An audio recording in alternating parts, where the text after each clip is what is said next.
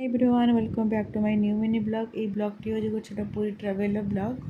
जेहेतु आम ओडार अच्छे पुणी मो शाशुघर अच्छे तो मो शशुर मानसिक करते कि गोड़ जो भांगी जाता कि मो गोड़ ठीक है मो पु बांगलोर आसिले आम जगह दर्शन करने जीव आ मुझे गोटे पताका देवी बोली तो लगे आम सकाल सकाल बाहर जाइलु पुरी को। आठी मम्मी रागी तो अविनाश चिड़ौले आहरी बुझु भी थे।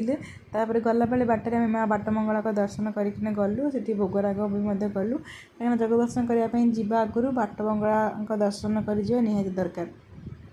दर्शन टी हूँ मोर प्रथम दर्शन मो बाहाघर पर मो फैमिली सहित शाशु शशुर अविनाश सहित मोर प्रथम दर्शन हूँ बाट मंगलांकर। तापर आम बाहर जाइलु जगह दर्शन करने यहाँ हूँ बड़ दाण्ड केते सुंदर लगुच कहतु। बहुत दिन पर आम आस जगह दर्शन करने पाखापाखि 1.5 वर्ष पर बहुत सारा दिन चेंज हो पार्किंग एरिया तो ये आम गाड़ी रखिकी गलु पोखरी को सीट जाए गोड़ दुईटे पानी छिंची तापर मु प्रथम थर पर देखिली नरेंद्र पोखरी भितर केमी देखा जाए कारण बाहर देखी भितर के जाए बहुत शांति लगी। तापर बाहर आसलु जगह दर्शन करने स्टैंड जोता और मोबाइल फोन रखिकी आम जाइलु भितर को जगह दर्शन करने पताका देलु से सब वीडियो मुझे जेहतु मो फोन टा बाहर था। तापर आम बाहर जाइलु लोकनाथ दर्शन करने से जाए भोगराग कलु।